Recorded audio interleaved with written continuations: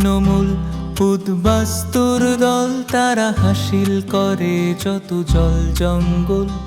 পাশাপাশি ঘেঁষাঘেঁষি বসত গড়ে এই যাদবপুরে করে স্বপ্ন সফল। প্রতিটি পাড়ায় প্রতি জনপদে সাক্ষ্য রয়েছে সেই মেহনতের।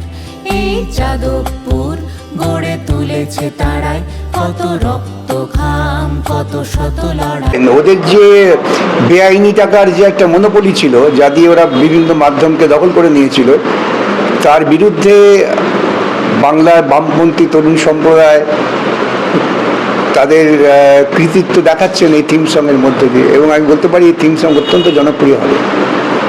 দুদিন আগে আমরা একটা পানিহাটি থিম সং শেষ হচ্ছে, অনেক হাই পিচ, মানুষের রাস্তাঘাটে দেখলাম নাচছে একসাথে। যাদবপুরে হচ্ছে একটু সফট কেন? যাদবপুরতে আমরা লড়াইটা করি বেশি, সফট থাকি বাইরে একটু। গানের মাধ্যমে আমরা দেখলাম উদ্বাস্তু আন্দোলনের কথা, যাদবপুরে যে লড়াই সংগ্রাম, এই ইতিহাসটাই তুলে ধরা হয়েছে, যেটাই দরকার।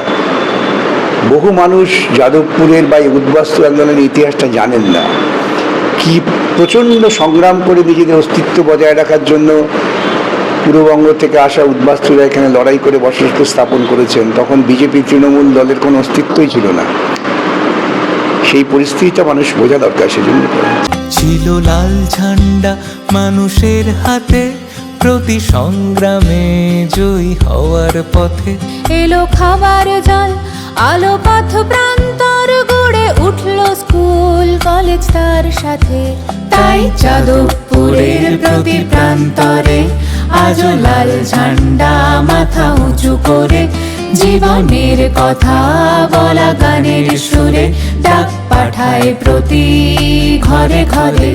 যাদবপুরের জন্য আলাদা করে থিম সং বানানো হলো, মানে হচ্ছে এটা একটা ধারাবাহিকতার অঙ্গ। হয়তো রাজনৈতিক আন্দোলনের সঙ্গে কমিউনিস্টরা রাজনীতিকে জড়িয়ে রেখেছে, ফলে গান, নাটক, নাচ এই সমস্ত আপনারা যদি জানেন, নবান্নের ইতিহাস যদি জানেন, তাহলে এই প্রশ্নটা অবান্তর হয়ে যায়। এই কারণেই যে কমিউনিস্ট আন্দোলন মানে একটা রাজনৈতিকের সঙ্গে সাংস্কৃতিক আন্দোলনও বটে।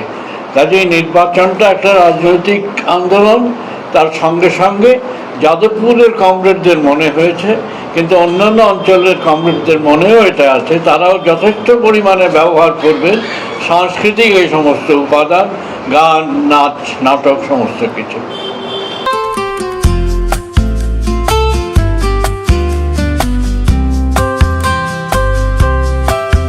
যত দাঙ্গাবাজ তোলাবাজের দল, তাদের উপড়ে ফেলবো চলো সদল বল।